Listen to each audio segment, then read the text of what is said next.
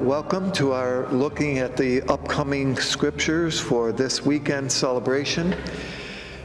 This would be our discussions today looking at the third Sunday of Advent. Now, for those of you who have been following our series, you probably will notice that last time we did not have a second Sunday discussion weekend because of health problems. We were unable to do the filming.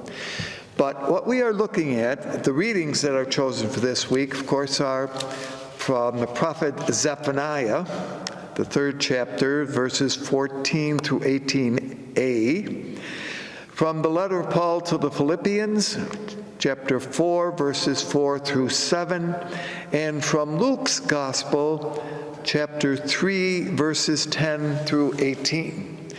What I would like to kind of maybe summarize a few things that we might have looked at last time and to put it into perspective. Keep in mind that we are looking at this so-called season of the year to the gospel tradition according to Luke.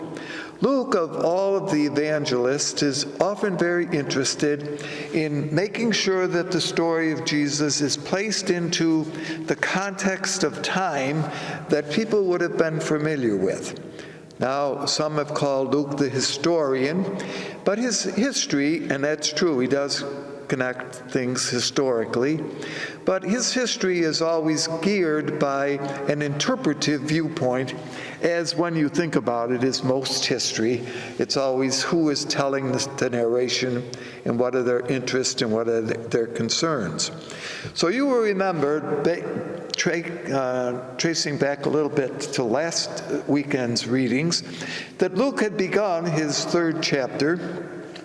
And we will be in the next coming weeks seeing that chapters 1 and 2 are stories that deal with the conception and birth of Jesus, which is a unique contribution, again, that the historian, the narrator, Luke brings for our consideration.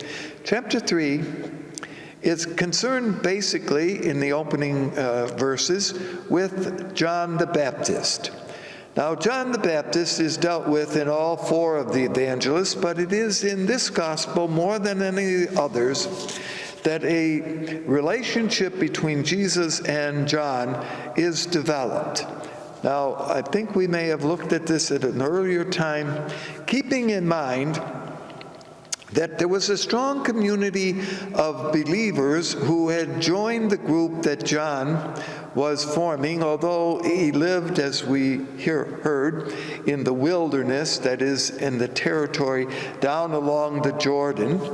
And people came to him. Now, just to what degree he formed communities is not sure, but that he baptized many and that they became followers of the Baptist is important to notice, and that the movement of the Baptist preceded that of Jesus and lasted perhaps even longer than Jesus, although John, we know, was martyred, killed by Herod Antipas.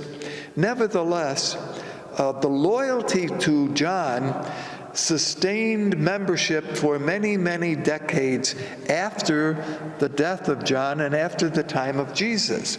And so that there might have been, we believe that this was true, a tension between followers of John and followers of Jesus as the decades of the 30s, 40s, 50s, and 60s emerges.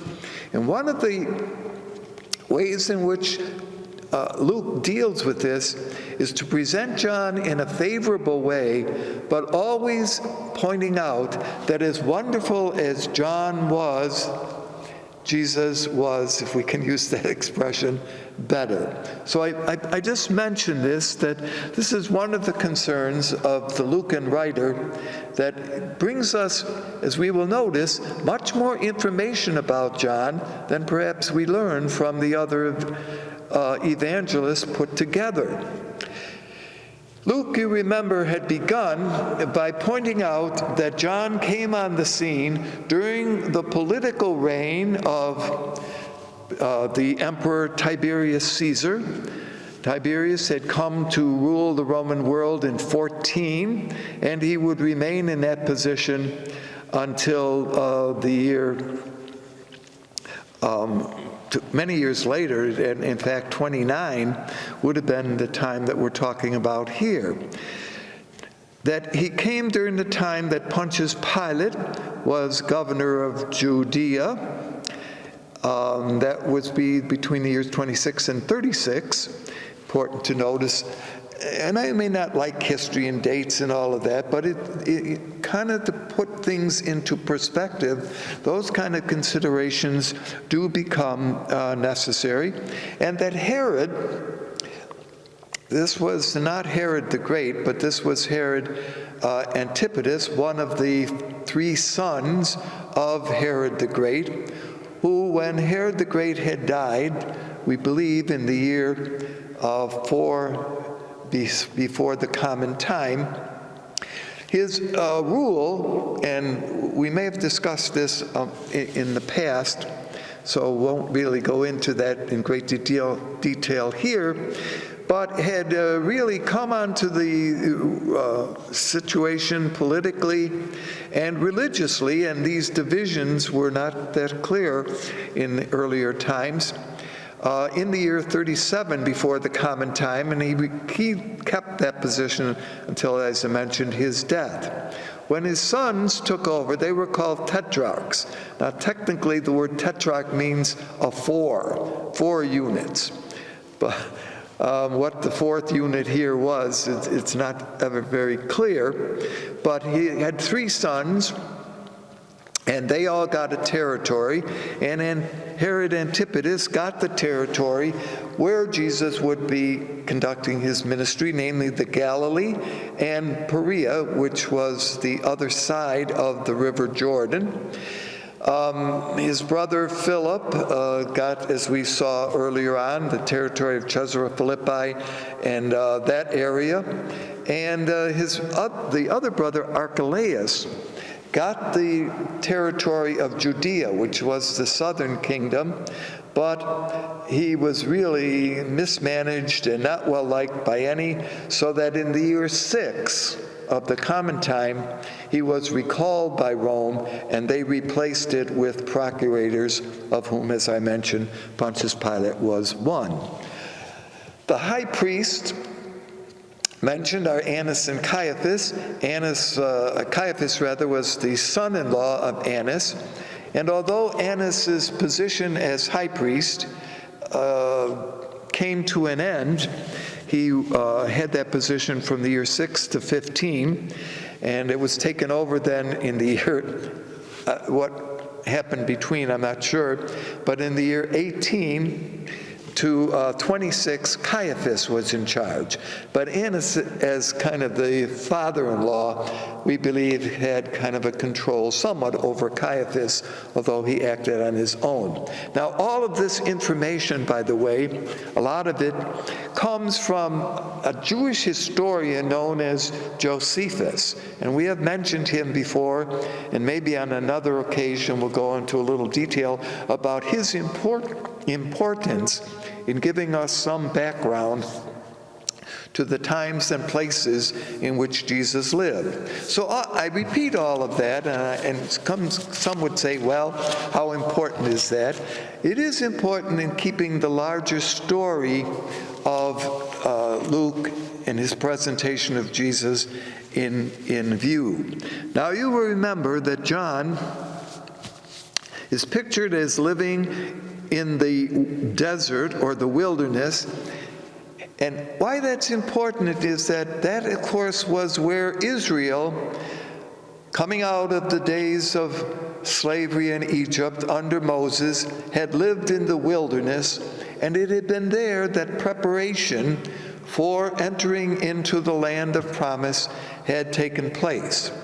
You remember that the Israelites had argued with Moses about the fact of entering into the Holy Land, and that God had said, all right, well, then if you don't want to go in, maybe the next generation will. And so the 40 years in the wilderness had taken place, but a time of preparation. And so the fact that Baptist, John, is in the wilderness preparing. You see, so his role will be to prepare for the coming of the Messiah, for the coming of Jesus.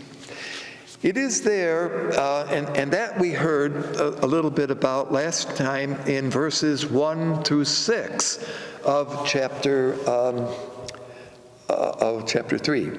Now, what's missing when we pick up this week in verse 10 are, you might say, wait a minute, what about 7, 8, and 9? That's missing in our kind of hearing on the weekend, because what does it say? The commentator, that would be Luke, says that the Baptist argues against those who think that simply because they are members of the Jewish faith, the Hebrew faith, that everything will go well. And it is here that John refers to the fact that the Israelites are children of Abraham, and that even though they are children of Abraham, does not exempt one from the need to repent and to do good works. In fact, there is no special standing, says John, for the Jews who reject the messianic claims of Jesus. Now, and in fact, he uses the word, you brood of vipers, who warned you to flee from the wrath to come? So there's this kind of, again, coming aspect, remember, that we're seeing as part of the background of many of the gospel writers here. The fact that he mentions, that is, Luke mentions Abraham is interesting.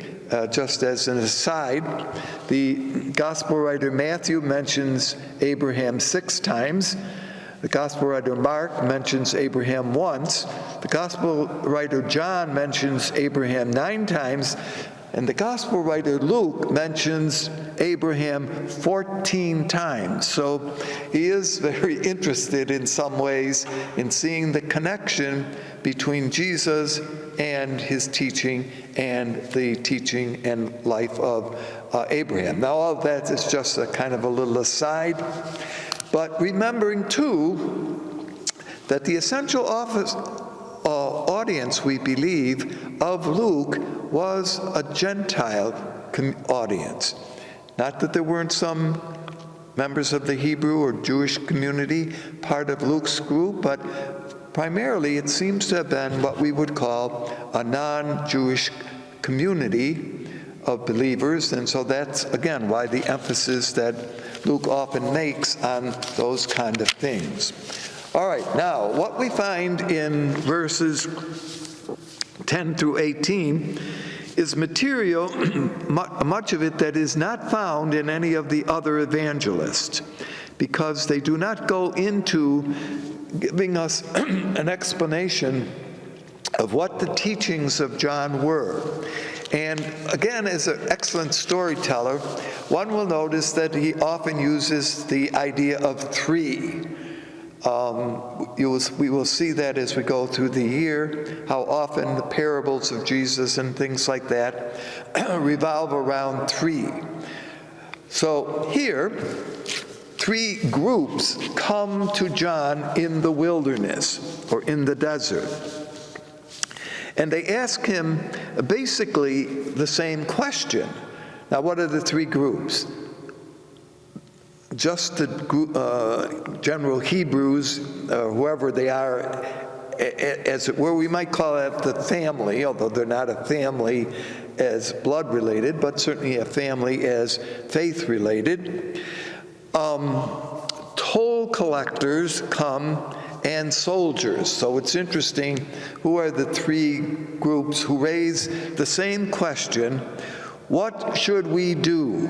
If John is calling for a conversion, a baptism of conversion, their question to the Baptist is, what exactly should we do? And John responds to each of them in their own way. To the first, and this again is a characteristic of the third gospel, concern for the poor, he says, if you have 2 tunics That would be 2 items of clothing. Do you need 2? Give 1 to the poor. Give 1 to those who are in need. Now, the tunic technically would be the undergarment. The toga would be the outer garment, what we would call the underwear, okay, the undergarment. But if you have 2 of them, why do you need them? Don't tell me just because you're cold and you need an extra one, because that's not what the argument is here. But you only need 1. What should you do? Give it to someone who is in need. Notice the emphasis on the poor, on someone who is not as well off. And we will see this, that often in the Gospel of Luke, he addresses it to those who have, which would indicate that perhaps the audience of Luke was somewhat well off financially, as we would see it today. Again, an aside, but one that we will notice plays out as we hear the stories and information from Luke throughout the year.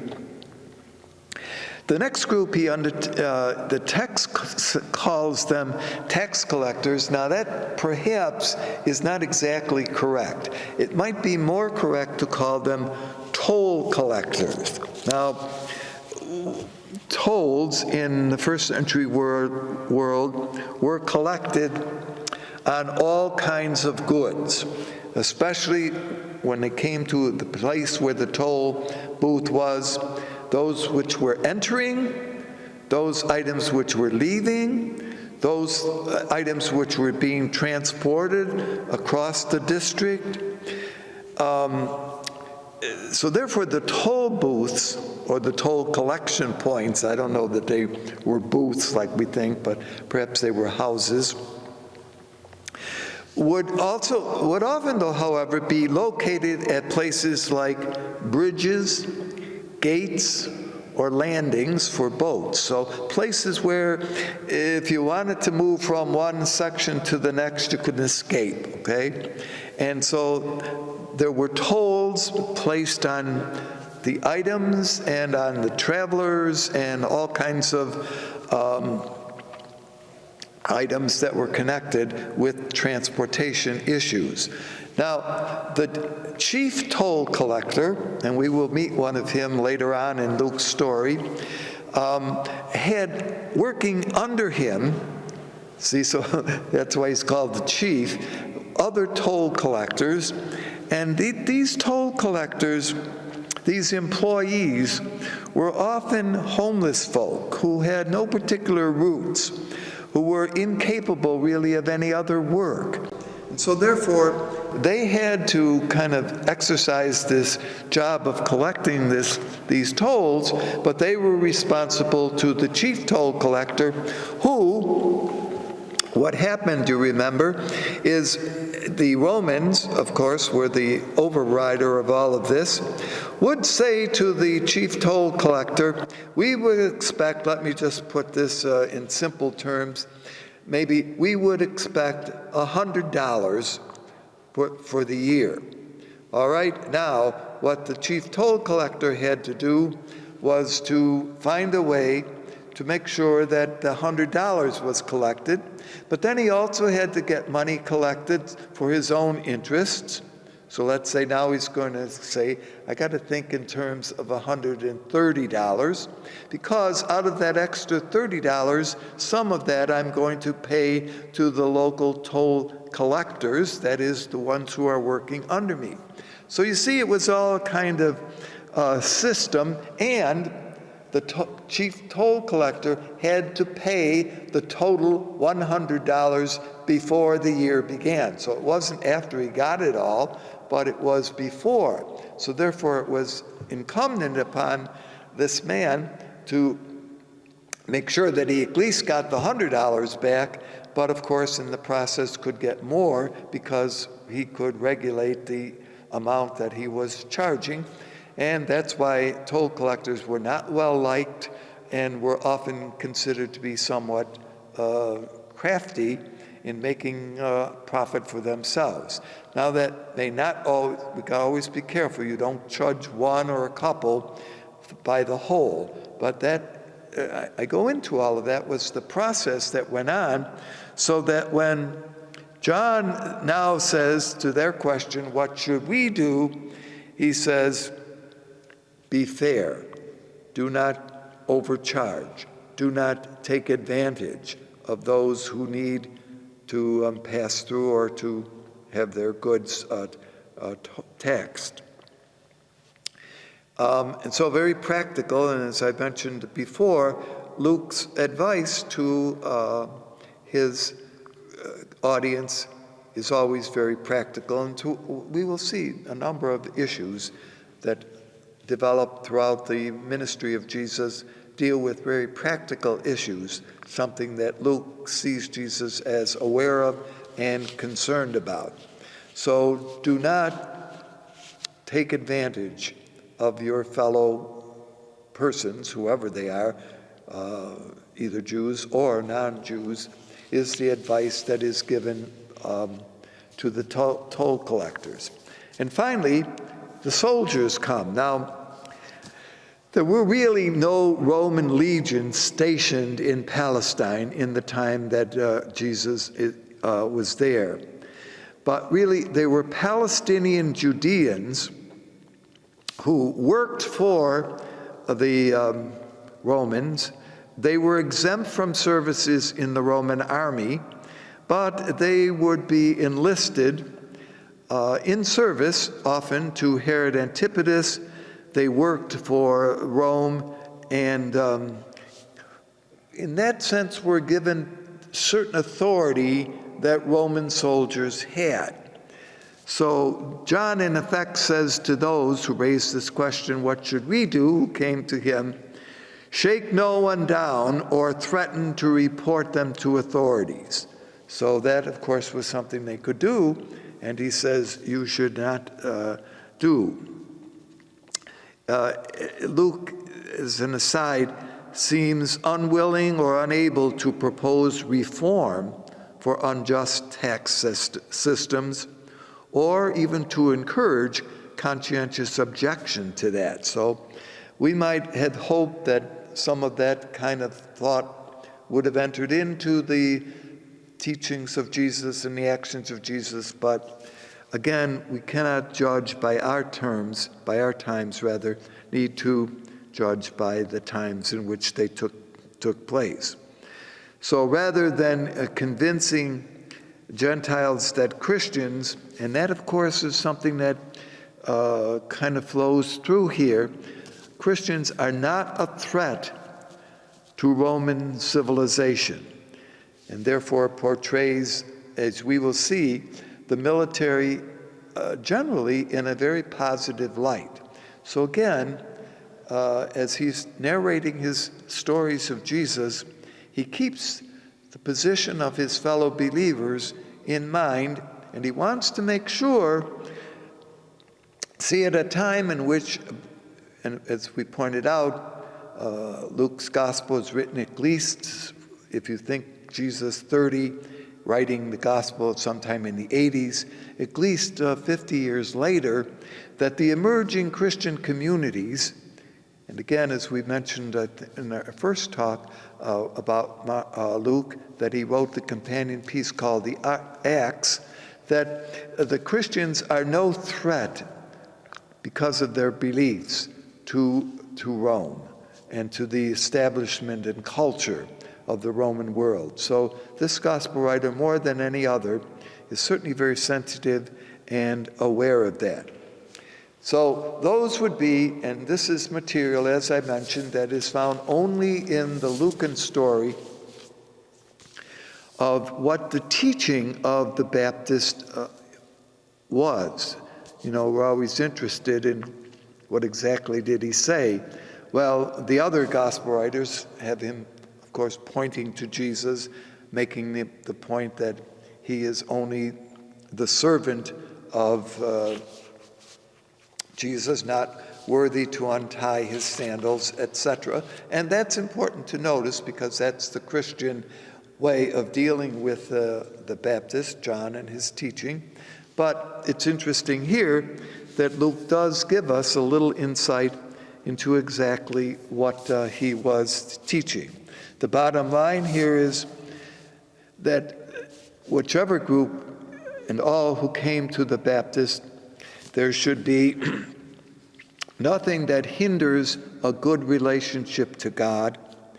We should do nothing that dehumanizes human beings or that ruins their life in community because of an attachment to wealth, possessions, and power. We will see that throughout the Lucan story that the best way to live in the kingdom's way is with that hospitality that you extended to neighbor, but also that hospitality that we enjoy with the Lord. The prophet Zephaniah, who is mentioned in the first reading today, goes back to the days of a very important king in Jewish history known as King Hezekiah. He ruled between the years 715 and 687 before the common time. And what is pictured as happening in Hezekiah's time was something that happened by one of his successor, rather, a king known as Josiah, who ruled again from 640 to 609 before the common time. Now again, dates, but to put him into a certain place, Josiah attempted a number of reforms within the Hebrew community that became very important. In fact, we believe that one of the major writings of Old Testament in the Pentateuch took place during Josiah's reign. Unfortunately, he was killed in a battle, but he was remembered as exhorting his people, and this would be what Zephaniah is doing, to rejoice, that good things are about to happen, that there is a reason for rejoicing because the Lord is present in the midst of his people, is in the midst of Jerusalem. And this divine presence, says the prophet, will assure victory and a successful escape from the difficulties that the Israelites are undergoing. As you know, the emphasis for this third Sunday of Advent is on rejoicing. Hence, the second reading, the little section that Paul presents, talks about rejoicing. Israel should rejoice that her captivity was going to come to an end.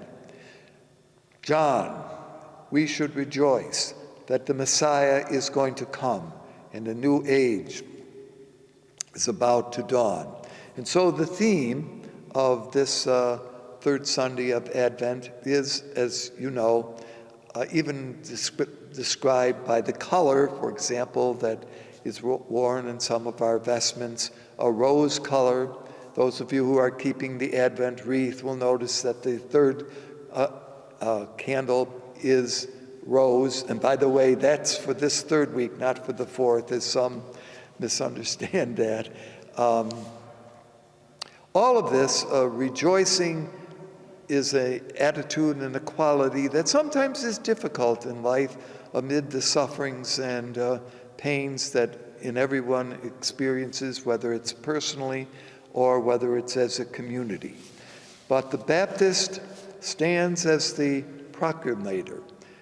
Treat one another with the respect and dignity that belongs to each individual, and together may we work. So whether it be the crowds who came to see John, whether it be the toll collectors who were part of the life, or whether it were the soldiers who were also, and again, he just singles out three groups. You can only imagine what John said to other groups of people who came, but one senses that it would have been the same.